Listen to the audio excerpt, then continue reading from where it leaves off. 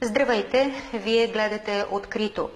Наскоро избухна скандала с ваксините, които Турция изпрати на България като дарение. 2 вида ваксини, но на прицел беше поставена всъщност едната от тях, тази срещу хепатит Б, Елвакс. Журналистите я нарекоха опасна ваксина, защото съдържа веществото тиомерсал. Родители се разтревожиха. Какви ваксини поставят на децата ни? Министърът на здравеопазването Петър Москов веднага даде пресконференция, за да съобщи, че ваксините не били опасни, че те били заключени в един склад, даже показаха и склада. И министърът увери, че нямало да се поставят на деца, ще ли да ги поставят на мигрантите извън имунизационния календар, ако се наложи.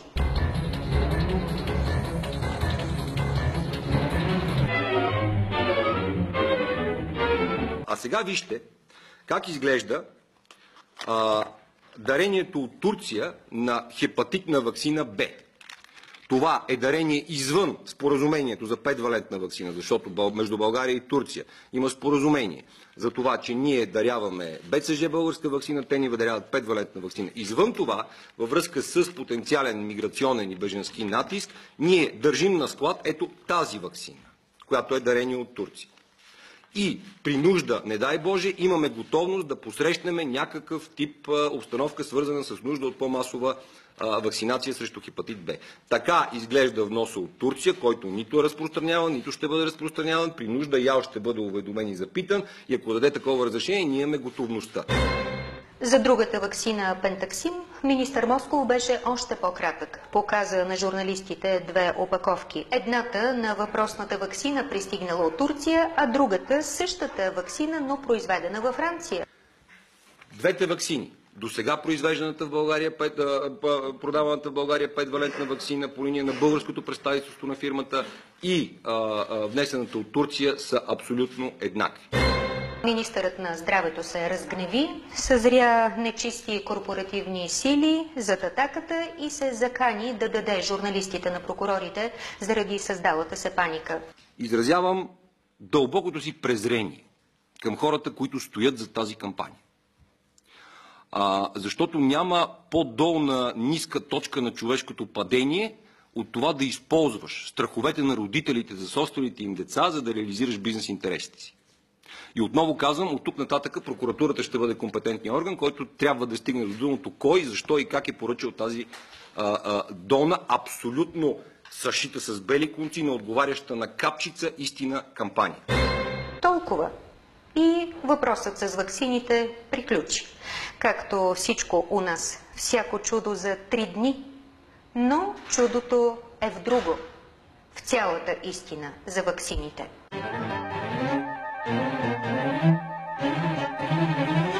Как Министерството на здравеопазването внася ваксини извън закона? Ще ви покажем тази технология на нарушенията. Ето, това е опаковката на ваксината Пентаксим. Цялото наименование е следното. Конюгатна ваксина срещу хемофилус тип Б, свързана с ваксина срещу дифтерия, тетанус, безклетъчен коклюш и инактивиран полиомиелит. Това е 5-валентна ваксина, която трябва да се поставя според имунизационния календар. Всички джипита са снабдени с тази ваксина и тя се поставя на децата. И в момента тя е дарена от Турция на България. И опътването в опаковката на лекарствения продукт е написано на турски език. И на опаковката надписите са на турски език. Пише и името на турската фирма Мефар, но е изписано и името Sanofi Pasteur. Това е френската компания, която произвежда въпросния Пентаксим. В Европа има 2 компании, които произвеждат ваксини за Европа и за целия свят. Това е френската Sanofi Pasteur и английската GlaxoSmithKline. Те доставят ваксините за България, които са произведени по изискванията на Европейския съюз. Стриктно се спазват европейските регламенти за происход, качество, контрол и разрешение за употреба. България е в Европейския съюз и тези регламенти са задължителни и за нас. Всеки един лекарствен продукт, който се използва на територията на Европейския съюз и в България, трябва да притежава документ, който се нарича сертификат за освобождаване на партида. Той се издава от Европейска лаборатория. Този сертификат гарантира происхода, качеството и безопасността на лекарствения продукт и доказва, че лекарството е преминало през контрола на Европейския съюз и че може да се употребява.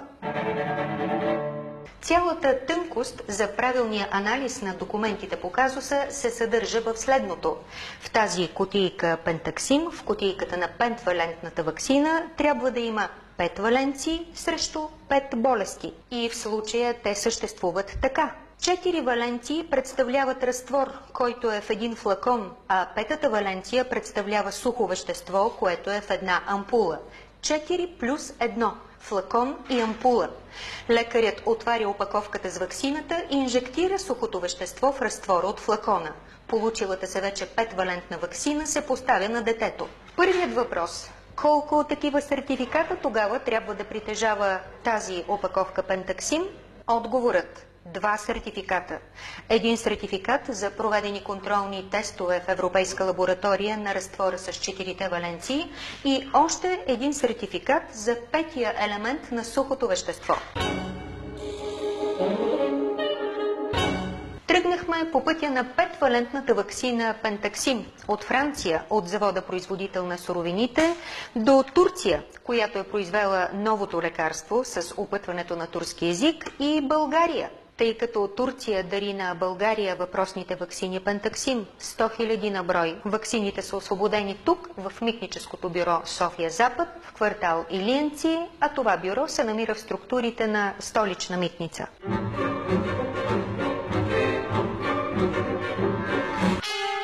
Повече от 2 месеца събирах документите, един по един. В началото имах само тази празна кутийка на Пентаксим, която ми даде едно GP с опътването на турски език.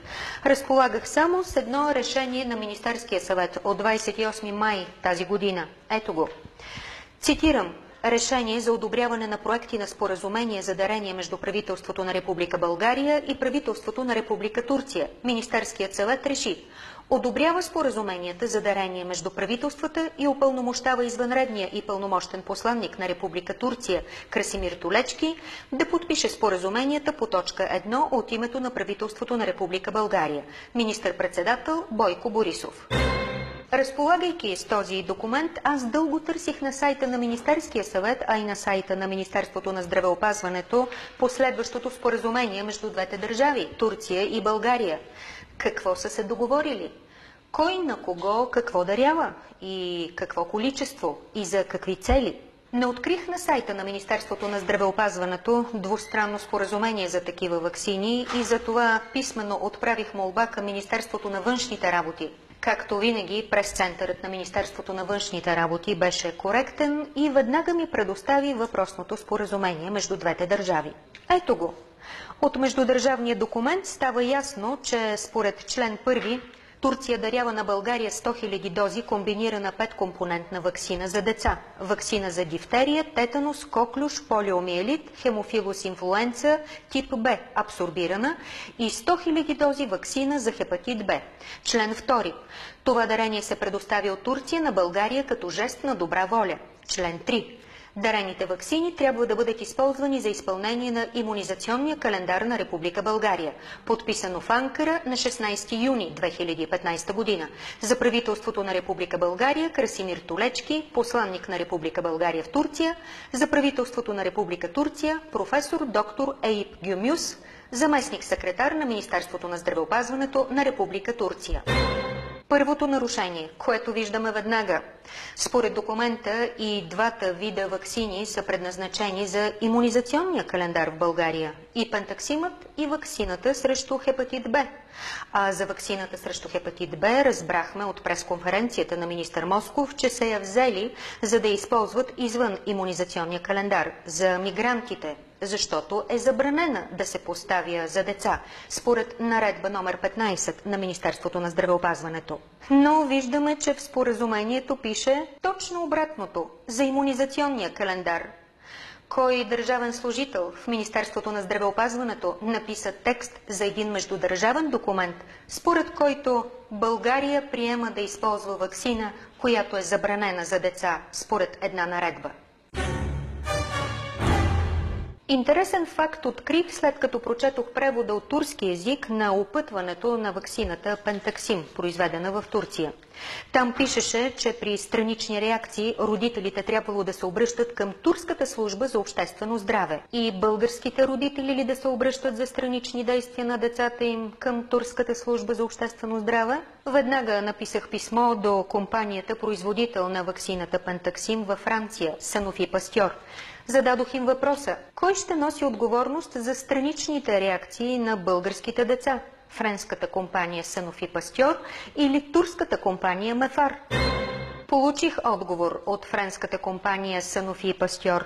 Централата им се намира в град Лион, Франция. Кой е производителят на въпросния Пентаксим? Sanofi Pasteur или Мефар от Турция? Sanofi Pasteur е производителя.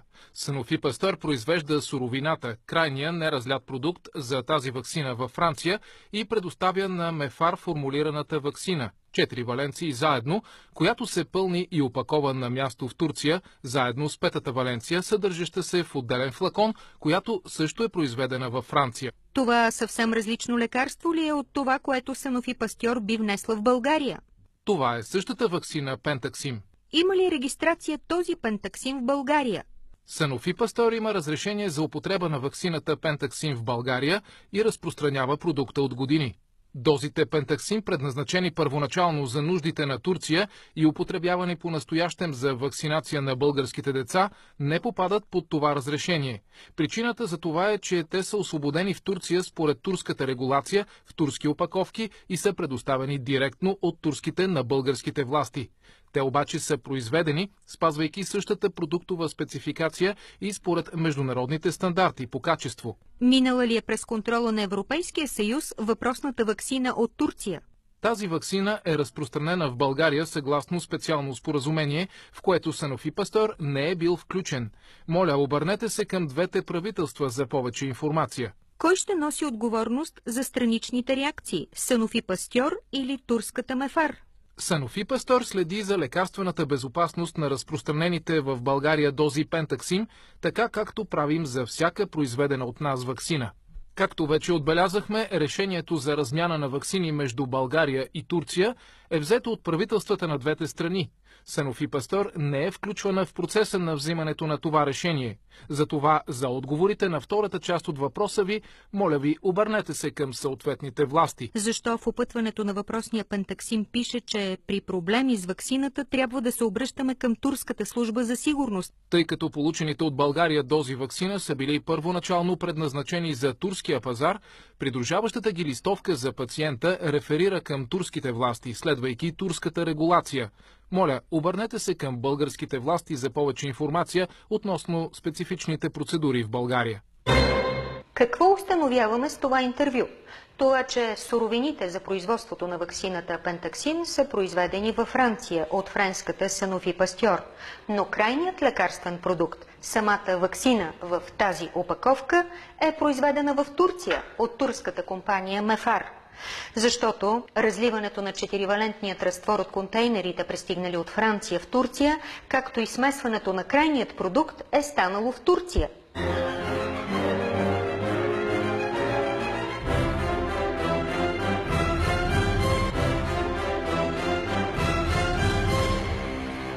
И за да бъдем напълно коректни към всички страни в производствения процес, трябва да кажем, че ние не очакваме качеството и безопасността на турския Пентаксим да бъдат различни от френския Пентаксим.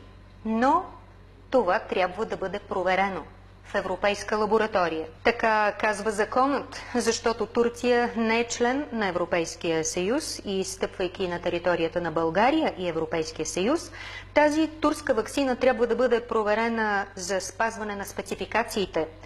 Например, като са разливали разтвора с 4 валенции от контейнерите в Турция, каква е била запрашеността на помещението? Има европейски норми за това. Виждали сме как изглежда в Европа завод, който произвежда лекарствени продукти. Като космически кораб. И всички, които работят там, са облечени в скафандри. Ето вижте.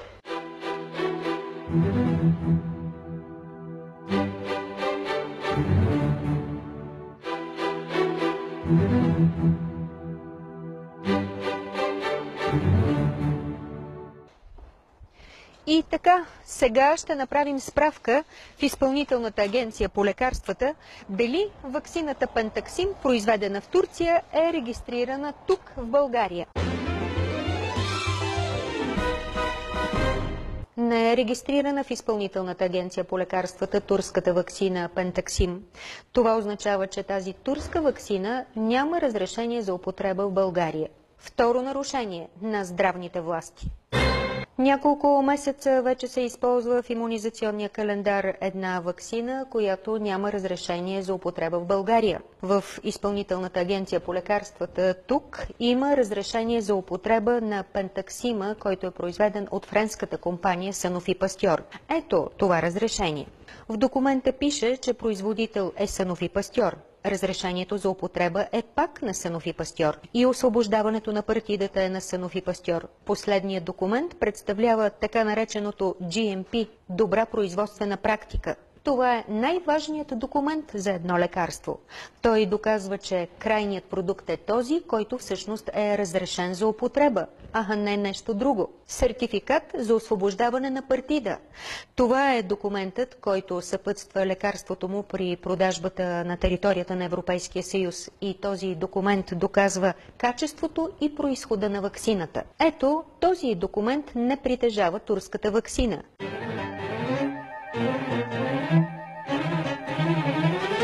Така че, според документацията в Агенцията по лекарствата, притежател на разрешението за употреба на турската ваксина е Sanofi Pasteur.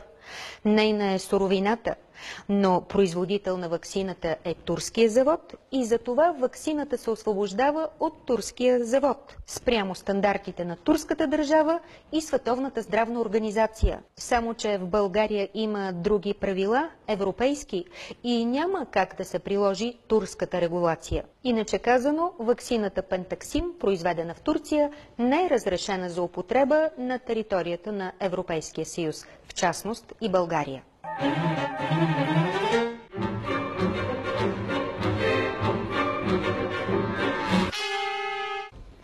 Но това, че въпросният Пентаксим не е разрешен за употреба в Европейския съюз, не би било проблем. Ако здравните власти у нас четяха законите и наредбите, тогава те щяха да научат, че законодателят е предвижил специален режим за доставка и употреба на лекарства, които не са разрешени за употреба. Процедурата е по наредба номер 10. Освен това, има и още една процедура. Такива лекарства могат да се внасят и като дарение, но това става само по линията на Българския червен кръст. Големият проблем е в друго. Това, че в случая ваксините от Турция не са влезли по нито една от трите законови процедури. Нито като разрешени лекарства, нито като неразрешени, нито като дарение. В споразумението между България и Турция пише, че са дарение, но не е спазена процедурата по закон за дарение. Като дарение, ваксините могат да бъдат внесени само от Българския червен кръст, а в митническата декларация, която са внесли служители на Министерството на здравеопазването тук, в митническото бюро София-Запад, в квартал Илиянци, пише така: изпращач – Министерство на здравеопазването на Република Турция. Получател – Министерството на здравеопазването на Република България. Според българския закон за лекарствените продукти в хуманната медицина, Министерството на здравеопазването няма право да внася ваксини, защото Министерството не е производител и защото Министерството не е търговец. В член 161 на Закона за лекарствените продукти пише така: внос на територията на Република България от трета държава на всички видове лекарствени продукти, предназначени за клинично изпитване, могат да извършват само физически и юридически лица, регистрирани като търговци по законодателството на държава членка, които са получили разрешение за внос, издадено от изпълнителния директор на Изпълнителната агенция по лекарствата. Трето нарушение. Министерството на здравеопазването е осъществило внос на ваксини без законът да му дава право за това, защото Министерството не е търговец. Четвърто нарушение. Министерството на здравеопазването е осъществило внос на ваксини без да поиска разрешение за внос от Изпълнителната агенция по лекарствата. В мое писмо до министъра на финансите Владислав Горанов аз помолих за съдействие да получа информация от агенция Митници по освобождаването на ваксините от ТУК, Митническото бюро София-Запад. Получих бърз и всеобхватен отговор. От агенция Митници пишат, че от представените документи е видно, че Изпълнителната агенция по лекарствата е уведомена от Министерството на здравеопазването и според официалното становище на ИАЛ не е налице основание за съгласуване от страна на Изпълнителната агенция по лекарствата. Митничарите не са длъжни да знаят Закона за лекарствата и затова те не са разбрали какво е написала всъщност Изпълнителната агенция по лекарствата в това писмо. Агенцията пише, че няма текст в закона, според който едно правителство да дарява лекарства на друго правителство. Затова няма как да съгласува нещо, което е извън закона. Това е написала агенцията по лекарствата. Не е разрешила вноса на ваксините. И още нещо не са забелязали митничарите – датите на становището на Изпълнителната агенция по лекарствата. От митницата ми пишат, че ваксините са пристигнали в България на 21 юли тази година. Така пише и в митническата декларация, с която разполагам. А на коя дата е написал писмо заместник министърът на здравеопазването доктор Адам Персенски до ИАЛ, за да поиска спешно разрешение за внос на 100 000 дози Еувакс Б. Това е забранената ваксина срещу хепатит Б. На 17 септември тази година.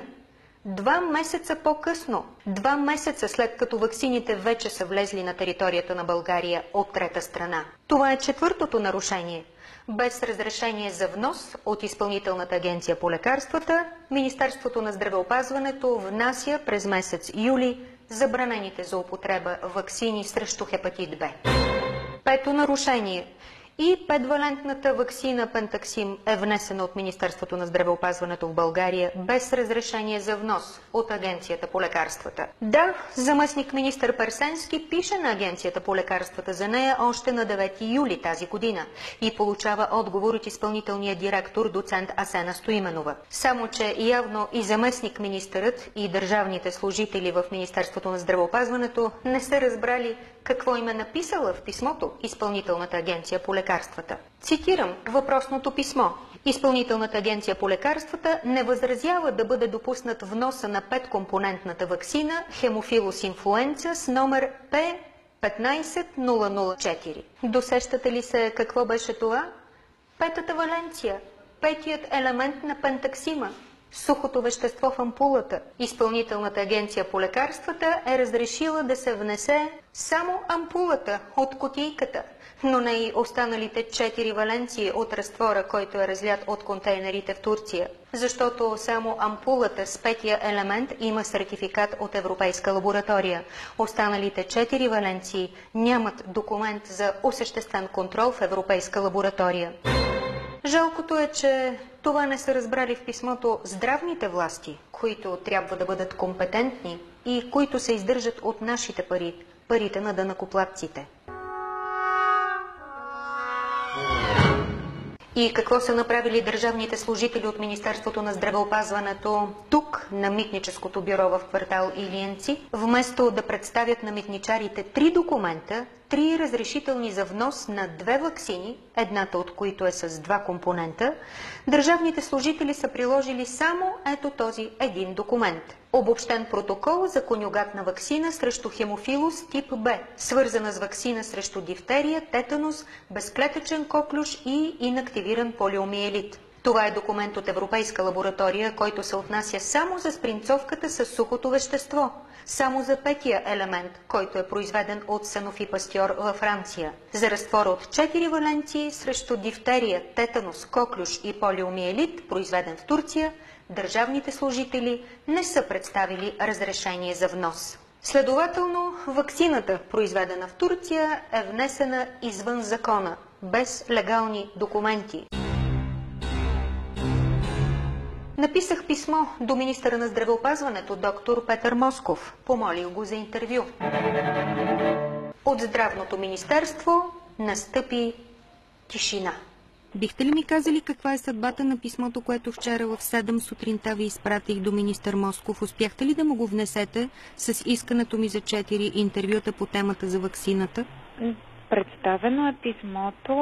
Чакаме отговор. Когато имаме някакъв отговор, ще ви се обадим. Чакаме санкция от ресорния заместник министър. Кой е той? Доктор Адам Парсенски. Добре, благодаря.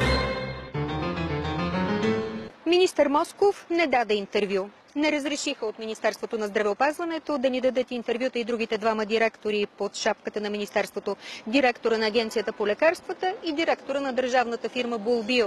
Да отговорят на въпроси, които интересуват и засягат всички. Как държавата ни внася ваксини за децата ни? Как да стигнат нашите въпроси до втория етаж, там до кабинета на министъра? Как? С балони. Написахме въпросите си до министъра върху тези балони и ще пуснем балоните да литнат нагоре към кабинета на министъра.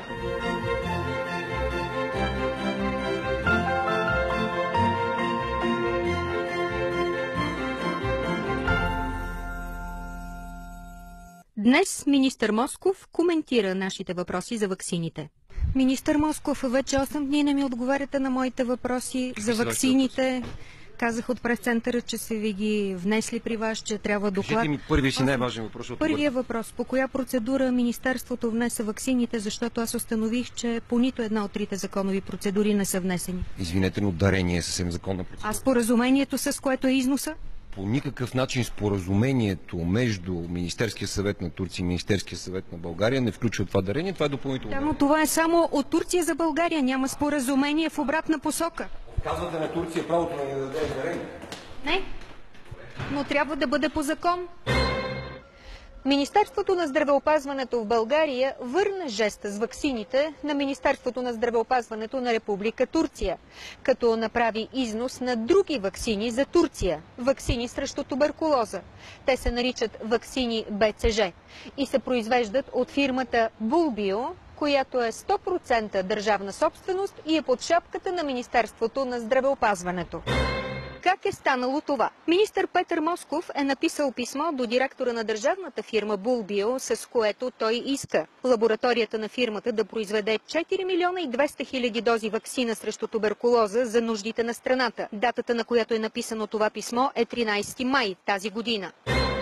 И изведнъж първата пратка ваксини БЦЖ 100 000 дози тръгват за Турция през септември, като дарение. Министерството на здравеопазването ги купува от Булбио, издава фактура за около 170 000 лева, заедно с транспортните разходи и разпорежда на фирмата Булбио да оформи митническите документи по освобождаването на ваксините дарение за Турция. Министър Москов пише писмо и до шефа на агенция Митници, с което съобщава, че Министерството на здравеопазването на Република България дарява на Министерството на здравеопазването на Република Турция БЦЖ ваксини. Това ми пишат и в отговора си от агенция Митници, както и това, че в митническите документи не е приложен договор или междудържавно споразумение за това дарение.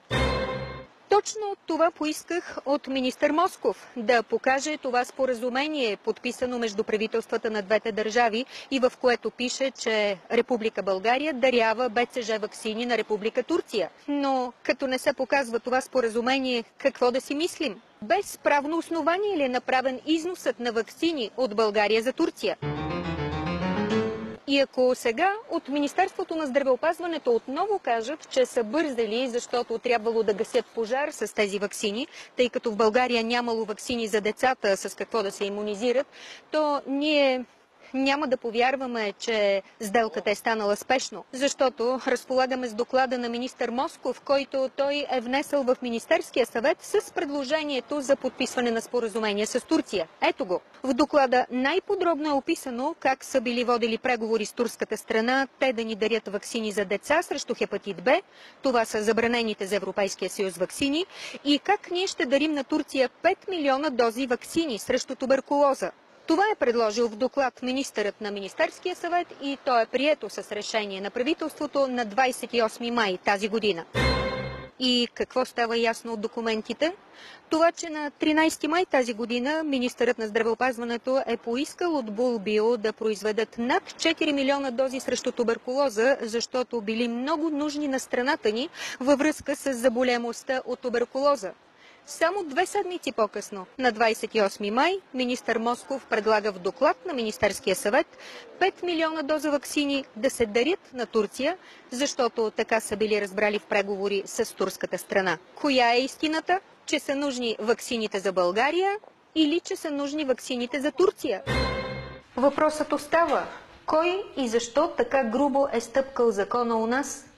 Страшното е, че сега този някой няма да се издирва по улиците сред криминалния контингент, а трябва да се търси по етажите на едно министерство.